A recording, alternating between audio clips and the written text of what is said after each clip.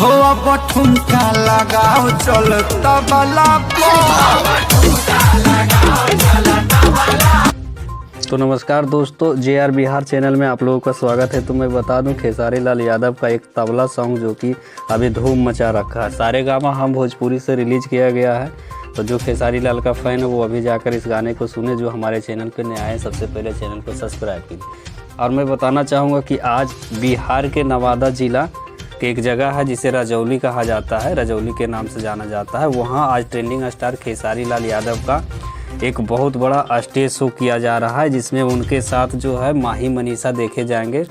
साथ में एक और सिंगर है छोटू छलिया भी देखे जाएंगे। और उनके साथ एक और सिंगर देखे जाएंगे जिनका नाम है रंजीत सिंह। तो तीन सिंगर और माही मनीषा, ये 4-5 कलाकार जो कि आज नवादा के रजौली में देखा जाएंगे। एक जमुआ एक जगह है, वहीं पे देखा जाएगा।